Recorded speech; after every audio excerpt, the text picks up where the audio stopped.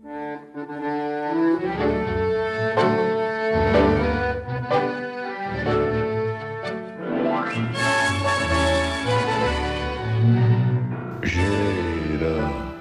gira.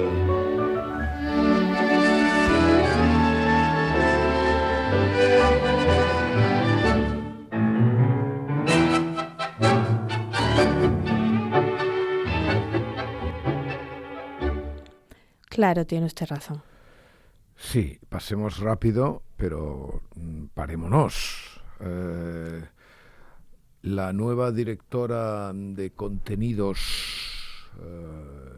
aunque mejor sería decir de De contenedores. informativos. Ah, ¿No? ¿No? ya sé. Es de informativos, ¿no? No, la nueva directora de contenidos, Ah. y mejor sería decir de contenedores, es Nevenka Sánchez Maroto.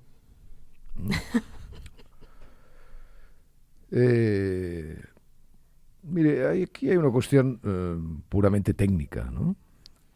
Es decir, cada uno puede tener, evidentemente, sobre los asuntos opiniones diversas, ¿no?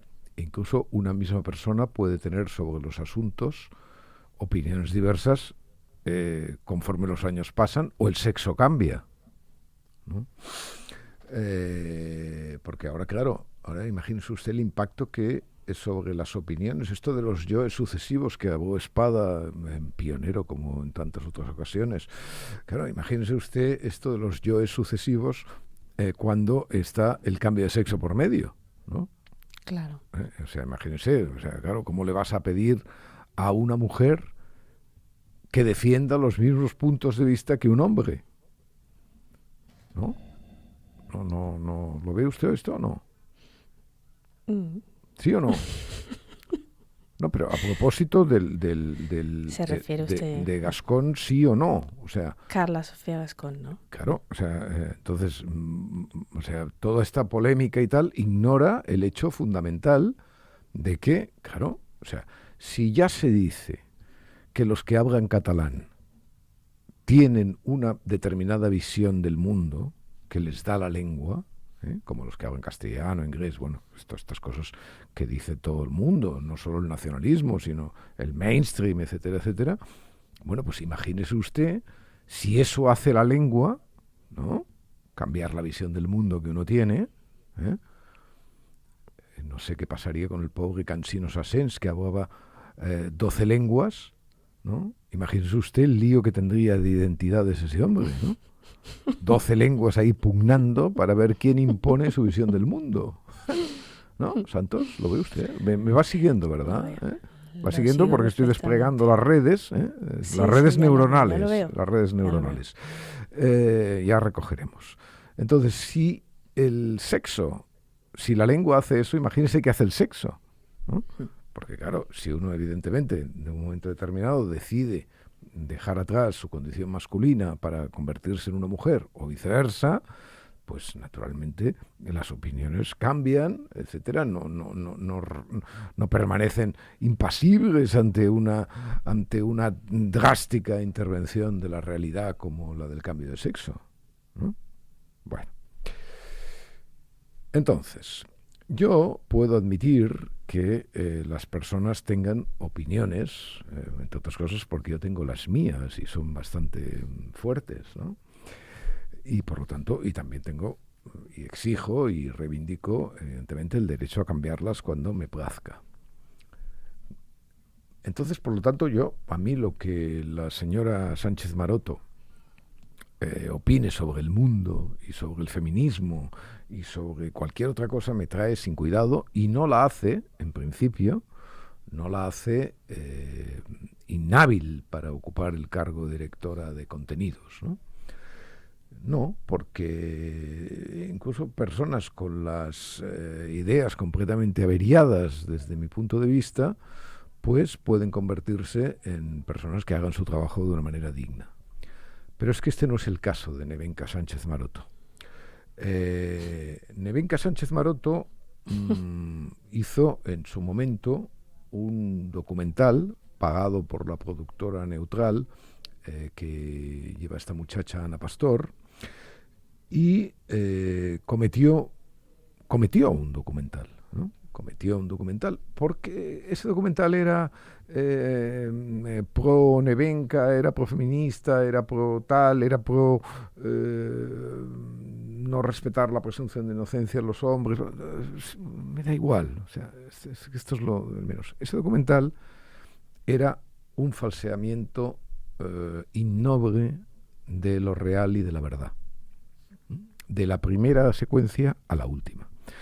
Ese documental debería avergonzar a cualquier periodista desde infinidad de puntos de vista, porque efectivamente la responsabilidad del periodista es respetar la verdad y traerla, digamos, lo más bellamente posible empaquetada.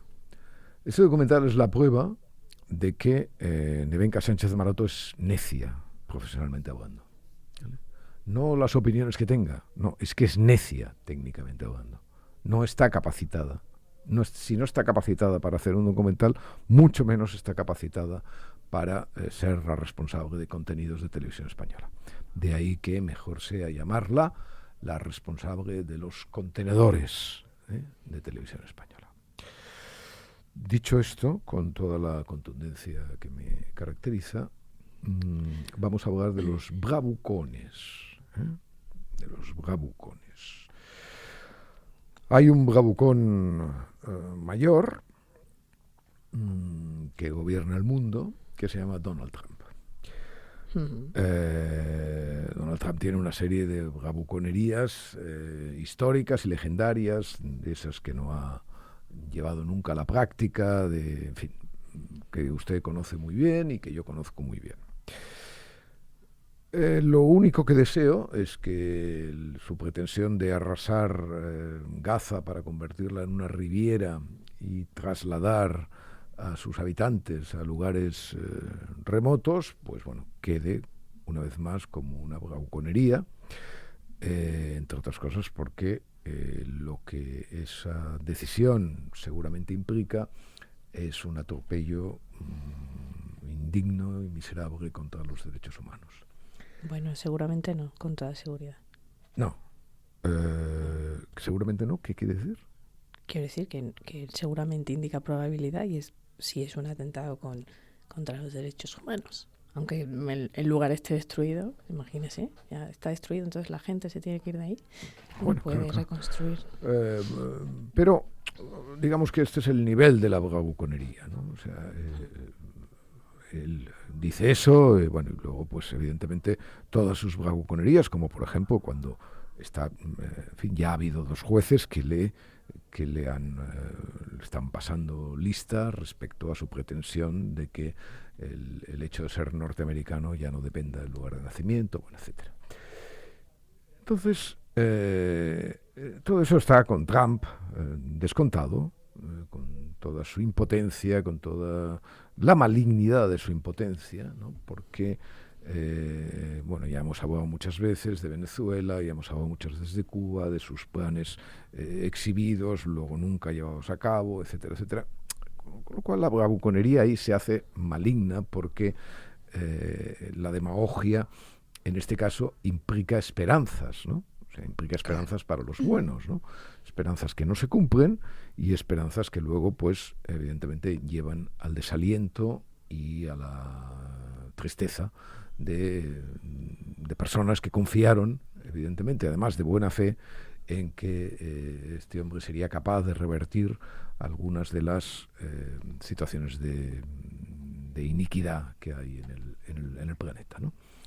Hay mucha gente que lo creía en su primer mandato, lo vuelve a creer en el segundo. Evidentemente, cualquier persona razonable que no crea en los juegos de magia, digamos, diría, hombre, ¿no? La Riviera, Gaza, la Riviera, hombre, se acaba de repente el sufrimiento. Bueno, este es el típico proceder trampiano, ¿no? O sea, el pensamiento mágico trasladado, digamos, a la realidad. Y evidentemente, pues eso se va disolviendo, hay cada día hay iniciativas de pensamiento mágico distintas, etcétera, se va disolviendo hasta que se queda en nada, y entonces sale un Holbrooke de estos, el que siempre citamos, el del libro, diciéndole, mire, este era el plan que yo le presenté a Trump para invadir Venezuela y esto es lo que me dijo. Bueno. Pero en este asunto de la deportación, efectivamente, aparece una palabra que puede que a Trump le traiga sin cuidado, porque, en fin, no creo que sea capaz de connotar lo que esa palabra significa, pero que a Netanyahu no le debería traer sin cuidado. Porque la aparición de la palabra deportación en este escenario evoca, aunque sea evidentemente en una circunstancia muy distinta, casi micro, ¿no? Pero evoca lo que evoca. Evoca, por ejemplo, aquel plan, del cual no sé si usted tiene noticia, un plan fantasmagórico, pero del cual quedan documentos y rastros, de trasladar a los judíos europeos a Madagascar. Sí, sí, claro que sí. Hubo una, más o menos, es decir, antes de asesinarlos, La solución final, ya así llamada. se creyó que, sí, indignamente llamada esto de solución, cada vez que esto de solución, ¿sabe? El peso de solución ahí, ¿no? O sea, claro, el lenguaje solución. analizado por Víctor Klemperer, ya sabe usted, del nazismo, ¿no? Sí, gran libro.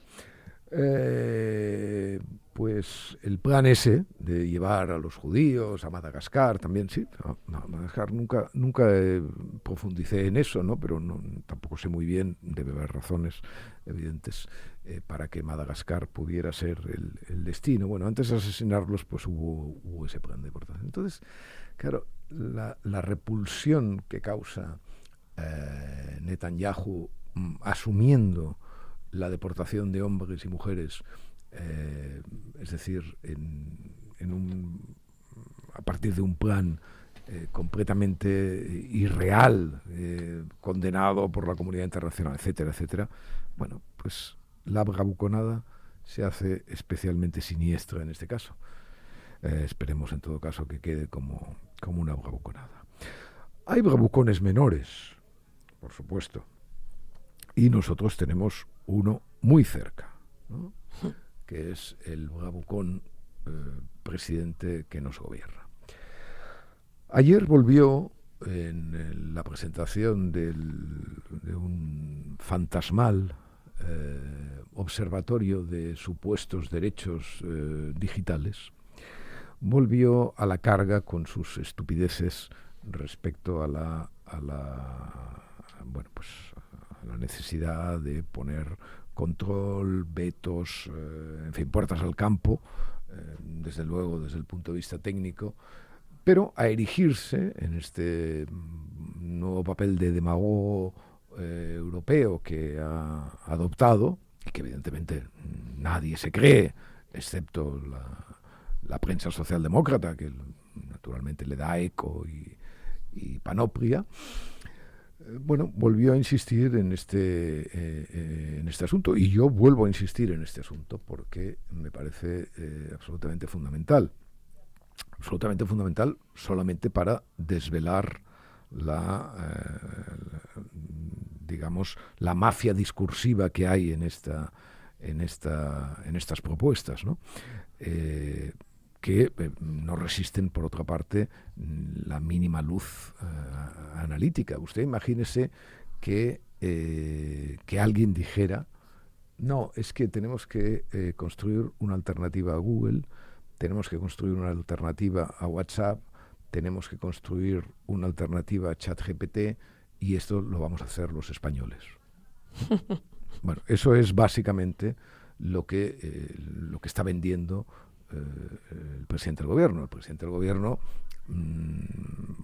ignora o no contempla o lo que fuera, es decir, por las razones me da exactamente lo mismo, que la única posibilidad de las naciones subalternas, como es la española y como son tantas otras naciones, es la de tratar de influir y apoderarse de parcelas determinadas del progreso y de la vanguardia universales. Es decir, el papel europeo, que es un papel equivocado en todo este asunto de la tecnología desde hace mucho tiempo, por supuesto no debe limitarse a la regulación. Bueno, luego vamos a hablar de esto de la regulación, sino que debería limitarse, o primero, debería no limitarse, debería tratar de, en su momento, haber construido ingenios potentes que pudieran competir en igualdad de condiciones con otros, ¿no? Y que además hubieran sido para otros, pues modelos, ¿no? O sea, hubieran sido para otros modelos, o sea, porque esta cuestión de Europa-América no tiene por qué ser una cuestión unidireccional. Es decir, igual que vendemos chips, me parece, finlandeses o no sé qué, a América, pues también podríamos haber organizado, o como por ejemplo China organizó el TikTok, o como por ejemplo ha hecho con el DeepSeek. Bueno, pero una vez se constata de alguna manera la impotencia, es decir, la imposibilidad de coger un tren que hace mucho tiempo que ya ha salido de la estación, que eso es lo que sucede con estas plataformas, hombre, lo que tú tienes que hacer es tratar de subir al tren en algún momento.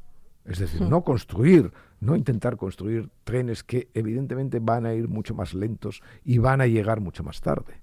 No, tú intenta subirte al tren y ahí, evidentemente, trata de influir en los contenidos, en la regulación, si quieres, porque tú eres así de sensato, etcétera, etcétera. Es decir, trata de hacer política en un sentido grande, en un sentido no demagógico, en un sentido completamente operativo, ¿no?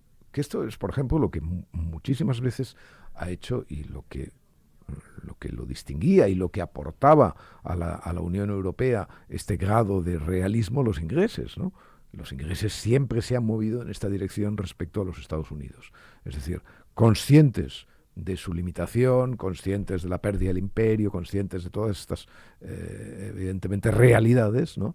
Pero tratando de influir ahí. Claro, es verdad que con la ventaja de su idioma, con la ventaja de la similitud cultural, con lo que usted quiera, pero tratando, efectivamente, de infiltrarse para, de alguna manera, conseguir beneficios. No. El presidente Sánchez va tirando bengalitas ridículas y absurdas respecto a la regulación digital, que lo único que pretenden, obviamente, es establecer cortinas de humo respecto a su pobre papel en la política española y a su frágil papel, porque naturalmente a todo esto tenemos que estar pensando siempre en lo mismo, y es que la mayoría parlamentaria que en estos momentos tiene el presidente del gobierno no solamente es frágil y está discutida por uno de sus principales aliados, que son los nacionalistas de Junts presididos por el prófugo, sino por las notas sucesivas que dan los estados de opinión, que dicen que la mayoría de la derecha, si es que realmente la derecha acude a las elecciones con sentido común, pues es inexorable. Bueno, entonces hay otra cuestión vinculada con el discurso de Sánchez ayer, que es esto que hablábamos de la desregulación, ¿no? Uh-huh. No sé si usted conoce un artículo muy interesante que salió en el Economist hace unos días, el 30 de enero. Bueno, era un artículo sorprendente, por ejemplo, porque, para empezar, hablaba muy bien de Milei, ¿no? Uh-huh. El The Economist criticó duramente algunos de los planes de Milei, pero, bueno, haciendo honor a su tradición, cuando los hechos han cambiado, pues ellos han cambiado sus opiniones, ¿no? Y alababan lo que había conseguido Milei, ¿no? Y lo que había conseguido Milei, desde el punto de vista del Economist y desde el punto de vista, supongo, de la realidad y de los hechos, es que Argentina acababa de salir ha salido de la recesión, ¿no? Uh-huh. Y entonces una buena parte de este éxito, el Economist lo atribuía a la pasión desreguladora de Milei. Y entonces el artículo exponía, como siempre, con una gran profusión de detalles, qué ha pasado con las regulaciones. El artículo se llamaba "Muchos gobiernos hablan de reducir la regulación, pero pocos lo consiguen". Y fíjese usted los datos que daba el Economist, que son realmente muy meditables. Dice, las regulaciones han crecido en todo el mundo.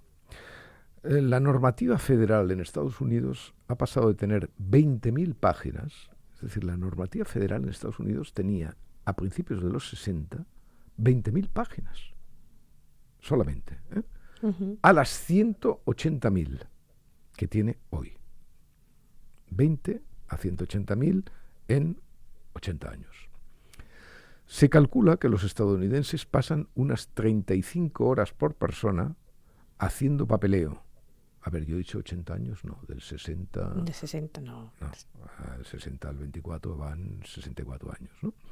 Se calcula que los estadounidenses pasan unas 35 horas por persona haciendo papeleo. 35, ¿eh?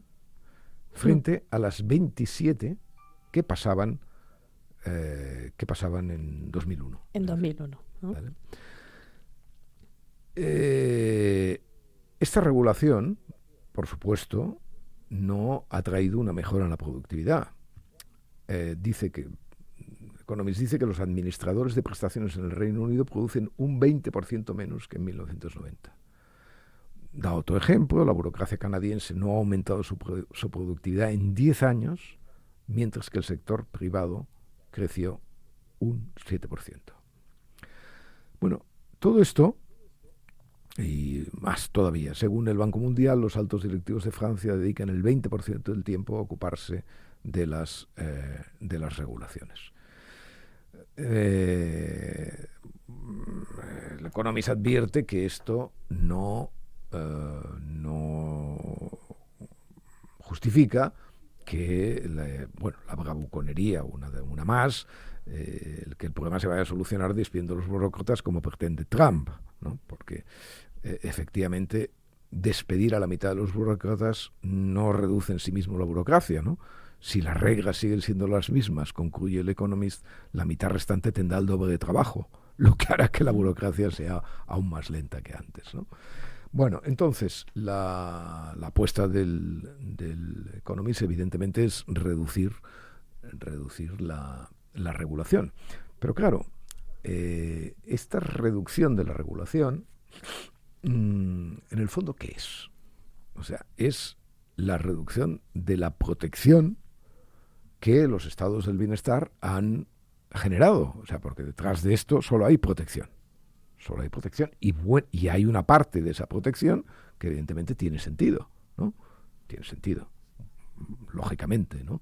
O sea, obviamente, en el aumento en esos 60 años de las páginas del gobierno federal no hay una grafomanía absolutamente perversa, ¿no? Hay la necesidad, digamos, de la protección. Bueno, pues el equilibrio, digamos, del mundo en estos momentos está en cómo reducir la regulación sin que eso suponga, evidentemente, una desprotección de la protección, naturalmente, ¿no? O sea, es decir, cómo respetar la naturaleza de las cosas preservando los derechos de zonas grises o de minorías, ¿no? Haciendo un salto de pértiga. Está bien que Trump diga que hay dos sexos, ¿no? Muy bien, está bien, estamos de acuerdo que hay dos sexos, pero naturalmente la biología, no solo la cultura y no solo la política, saben que entre esos dos sexos hay zonas grises. La naturaleza deja zonas grises, la propia naturaleza, no la cultura, ¿eh?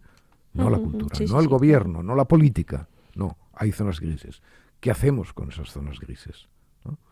Bueno, todo eso son graves problemas que en estos momentos emplazan a los gobernantes, ¿no?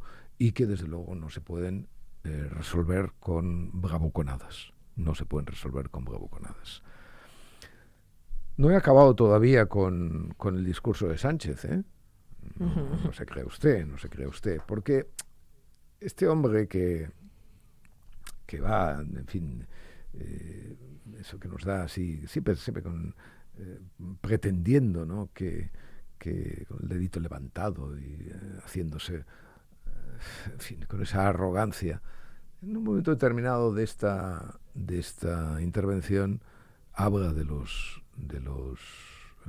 la tecnocasta, ¿no? De Musk, de Zuckerberg, etcétera, y dice, y de repente en una intervención dice, lo hacen todo por la pasta. Oye, usted, lo hacen todo por la pasta. Lo hacen todo por la pasta, dice el Menda, ¿no? Sí. De repente. Y él, además. Sí, exacto. Sí. O sea, es que lo hacen todo por la pasta, claro. Con eso, si esto fuera en fin, si tuviéramos una civilización refinada, ¿no? Que es lo que soñamos siempre que tenemos, ¿no? Pues la gente apagaría la televisión y dijera, este vaina, pero ¿qué hace el vaina diciendo esto? De repente todo por la pasta, ¿no? O sea, apaga eso, Paquita, apaga eso. Pero lo dice. Bueno, entonces me recordó una nota que puse el otro día en el blog y que usted supongo que vio, ¿no? Seguro. Que vio. ¿Se refiere a Miguel Ángel Rodríguez? Me refiero a Miguel Ángel Rodríguez. ¿Cuál es el lema que tiene en su Twitter Miguel Ángel Rodríguez? Me entristece el cada vez más bajo nivel de la vida pública española. ¿Eso por qué eso que se pone en Twitter? ¿Qué es eso? Eso es como... Es una frase que está debajo de su hashtag, el ¿no? nombre, sí, es una especie de definición de quién es uno. Se llama bio en el lenguaje tuitero. ¿Usted tiene alguno? Sí. Diga. Yo tengo fontanería fina, atún con tomate, muy profesional. Me gusta mucho eso. Muy bonito, sobre todo lo del atún con tomate, ¿no? Sí, muy bien. ¿Qué hace bien el atún con tomate? Sí, fontanería fina, canción ligera, atún con tomate, muy profesional. Ha puesto canción ligera. Claro, se me olvidó canción ligera, bueno, imperdonable. Es básico. El atún con tomate me queda muy rico, sí. ¿Sí? Sí, la ¿Le receta pone alcaparras? No le pongo alcaparra porque la receta onubense no lleva alcaparras. Bueno. Pero estaré encantada de escuchar esa receta. No, simplemente añádale usted alcaparras, no sé, en fin, si quiere, si le parece. Bien, entonces eso es como este soy yo, ¿no? Sí. Usted es sí, fontanería fina y canción ligera, y vuelva a decir lo que decía Miguel Ángel Rodríguez, el jefe de gabinete de Isabel Díaz Ayuso. Me entristece el cada vez más bajo nivel de la vida pública española. Bueno, pues diga usted.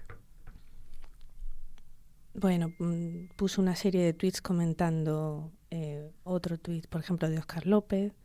Dijo, oiga, pida debate con el secretario general del PP de Madrid, Alfonso Serrano, t'has cagao.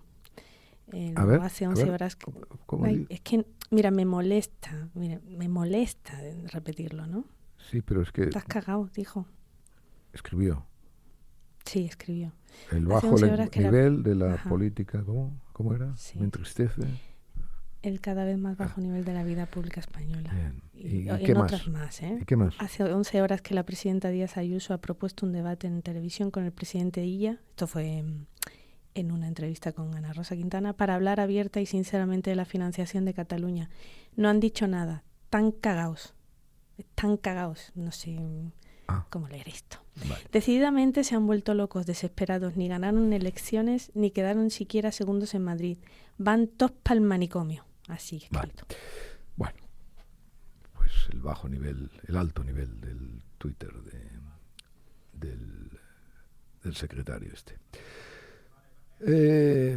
Pero elevemos la mirada, Santos. Mire, hoy el Economist está de suerte, ¿no? 3 de febrero de 2025, es decir, anteayer. Esta semana. Una notita, un artículo de esos cortos, que son estupendos primero porque son cortos. Porque los anglos son unos pesados, ¿no? Y entonces hacen cosas larguísimas que no tienen mayor sentido. Bueno, en fin, el síndrome en New Yorker y tal. Bueno, Entonces, no, el Economist tiene sus artículos cortos que están muy bien. Este es uno de ellos. Los discursos en el Parlamento británico, lo digo por lo de la vida pública, son cada vez más cortos y peores, ¿vale? Y las cifras, como siempre. En 1938, el discurso medio parlamentario tenía casi 1000 palabras. 1000 palabras, ¿no? ¿Cuántos folios son 1000 palabras? 300. 1000 palabras son un par, ¿no? De No, folio y medio, no, sí. más. Son dos, Son dos tres. Bueno. Sí, unos tres. En 1938 el discurso medio tenía casi 1000 palabras. En 1965, James Callaghan, que fue primer ministro, pronunció un discurso sobre el presupuesto que tenía casi 19.000 palabras. Y dice el autor, más que un discurso, una novela. 19.000 palabras, un discurso además sobre el presupuesto. Imagínese. O sea, no sobre la guerra cultural, no, sobre el presupuesto.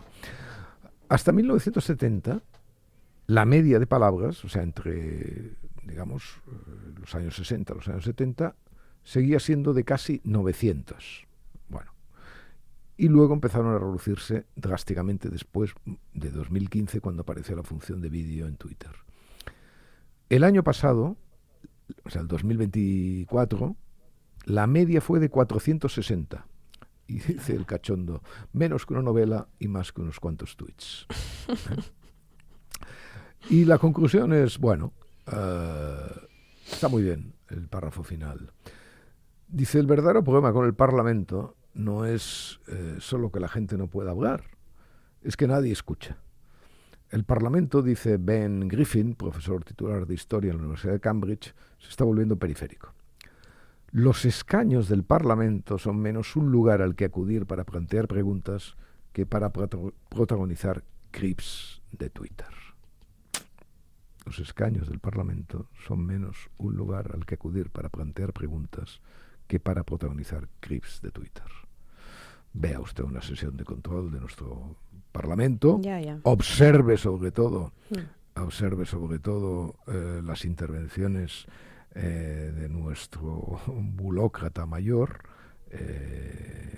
el señor, este hombre, Bolaños. Pedro Sánchez. Bolaños. Bolaños. Y se dará cuenta de lo que sea. Por cierto, no he pronunciado el nombre de Bolaños en vano. ¿Usted se acuerda del ministro Bolaños cuando presentó el acuerdo que había logrado con González Pons sobre el Consejo General del Poder Judicial? Sí, me acuerdo. En aquella intervención en que salieron los dos separados, no sé qué, tal y cual.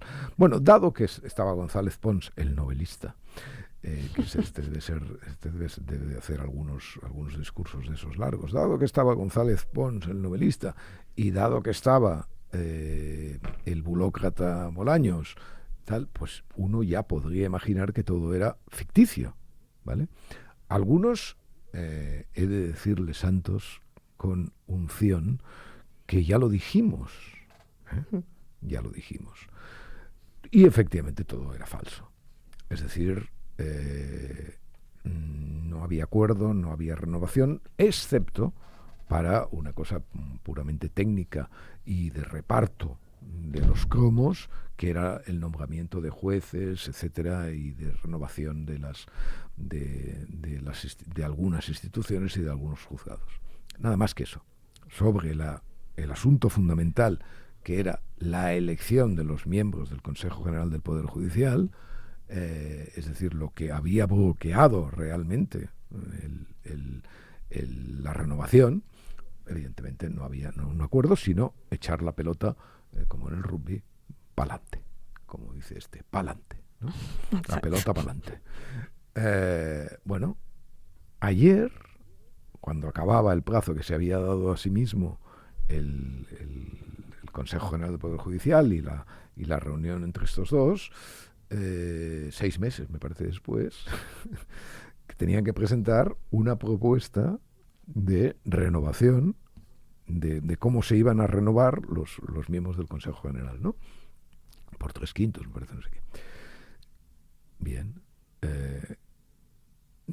Lo peor de todo no es que no hayan conseguido cumplir con su cometido, ¿no? Porque al fin y al cabo ellos aceptaron esos nombramientos con ese compromiso, porque esos nombramientos estaban vinculados o debían estar vinculados, o entendimos los que quisieron creer eso, que estaban vinculados a esa renovación. No, es que es mucho peor. Es que han dicho, no es que no hayamos conseguido, sí, es que presentamos un documento con 2 propuestas. O sea, y ahora decidan ustedes, hemos llegado a un consenso para presentar un documento, sí, pero ese documento no presenta una propuesta de renovación del Poder Judicial, no, presenta efectivamente 2 propuestas. Una, la del Partido Socialista, y otra, la del Partido Popular. Es decir, unos en el cual las Cortes y el Congreso intervienen, el Congreso y el Senado intervienen en el nombramiento, y otro que no, que lo deja en manos de los jueces. Es decir, estamos donde estábamos, ¿eh? Con el engaño, la desmoralización, bueno, todas estas cosas que acuden a la opinión pública y que de alguna manera pues forman parte del arsenal de falsedades contra el que nuestro bravucón menor pretende luchar. Es una ejemplar historia esta, la del Consejo General del Poder Judicial. Se le habrá parecido a usted también, Santos. Estoy completamente convencido. Del mismo modo que estoy completamente convencido que tiene una historia tan maravillosa sobre la vida de Piquet que todo el mundo se le hacen los dedos huéspedes para oírla. Bueno, la Food and Drug Administration de Estados Unidos, la agencia que controla los medicamentos y la alimentación, ha aprobado estudios sobre trasplantes de órganos de cerdos para pacientes con problemas renales. Bueno, eso es muy importante, ¿no? O sea, ensayos clínicos que trasplantarán órganos de cerdos modificados genéticamente a personas con insuficiencia renal, ¿no? Ah, amiga mía, qué generoso animal, qué generoso animal. Y es que, desengáñese, ¿cuándo el cerdo quiere ser jamón? Solo puede ser Joselito. Bueno, ¿y qué me dice de Francia? ¿Qué me dice Francia? Estará contento. Hombre, estoy contento. Es que yo a veces me cuesta distinguir cuál es mi felicidad. Si tener razón o la mejora del mundo. Es difícil. Es difícil a veces separar una cosa de otra, ¿no? Pero claro. usted sabe cuánto he tenido que soportar, ¿no? De estos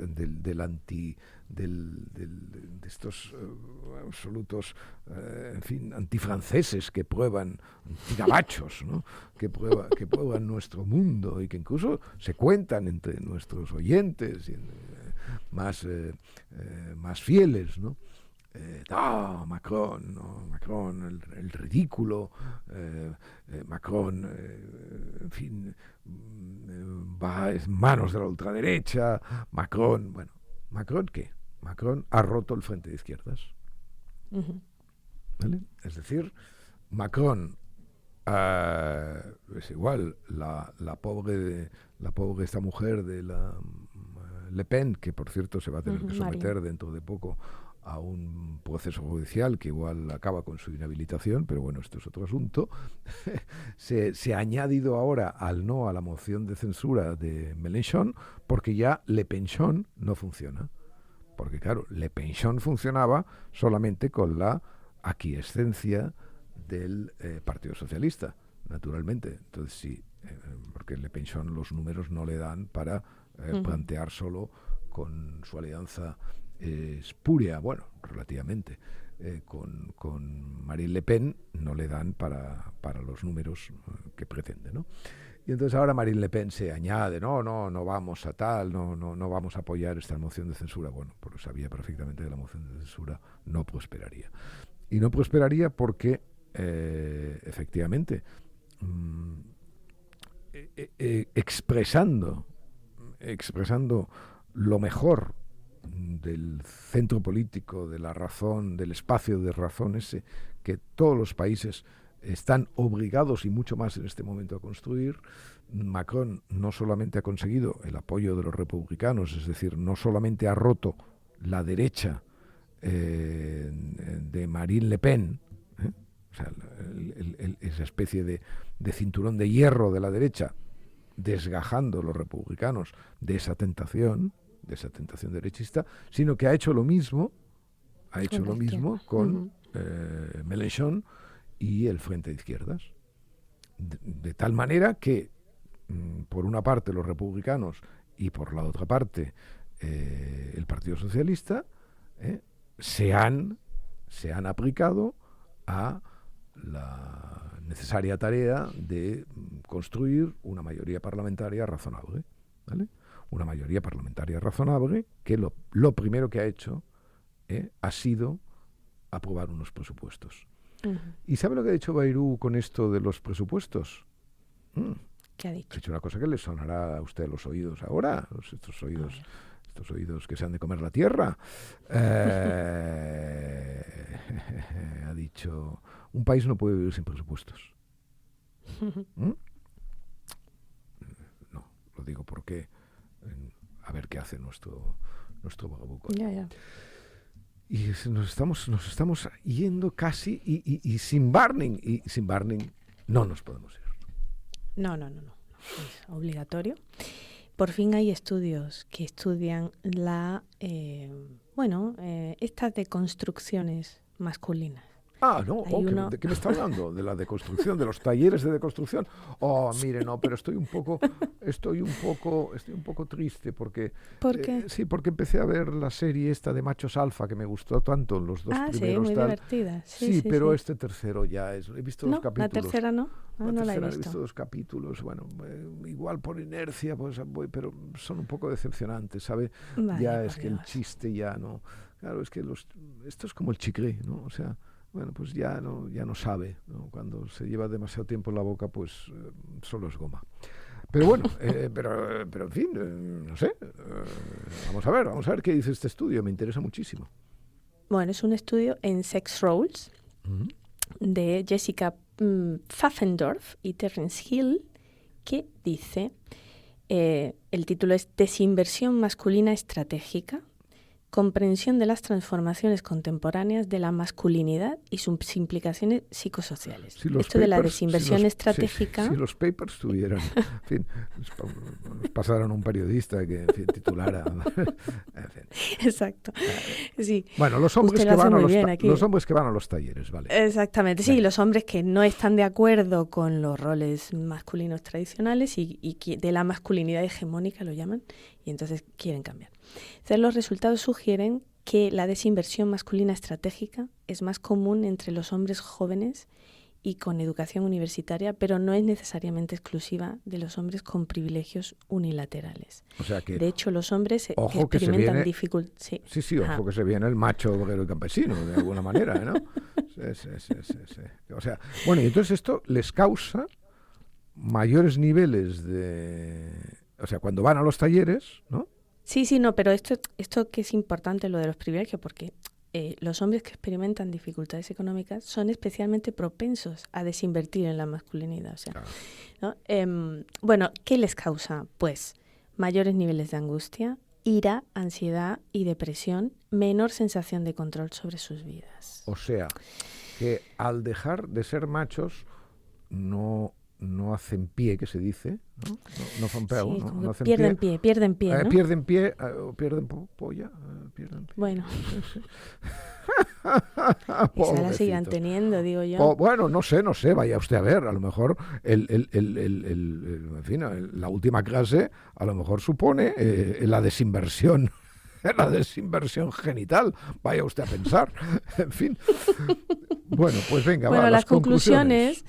Dice, el estudio sugiere que a medida que disminuye el apoyo social a la masculinidad tradicional, los hombres adoptan estrategias de identidad alternativas creen que si se adaptan al feminismo les va a ir mejor, Claro. ¿no? Sí, sí, pero estos fíjese, oportunistas, ¿no? Estos oportunistas que odio, ¿no? O sea, no, mira, ahora nos vamos a nada hacer, más vamos a odioso. dejar de ser lo que somos porque tal, bueno, sí, a ver si decimos otras cosas distintas.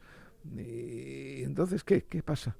¿Qué pasa ahí? Y ligamos más. Pues no, que distanciarse de los roles masculinos tradicionales puede generar desafíos psicosociales, lo que refleja la complejidad emocional de los cambios en las normas de género.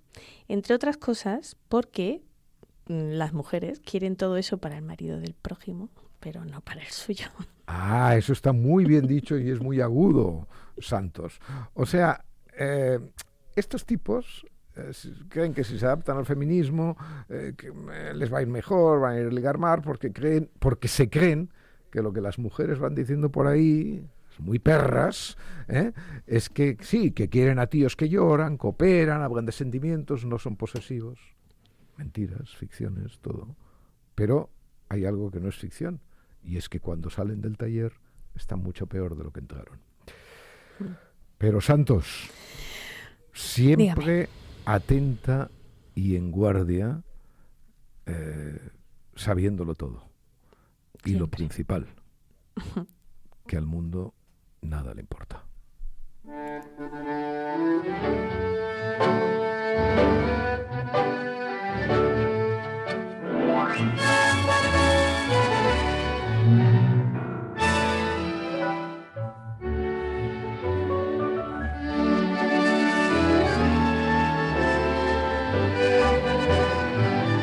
Un podcast de Arcadi Espada y El Mundo con la colaboración de Yaiza Santos.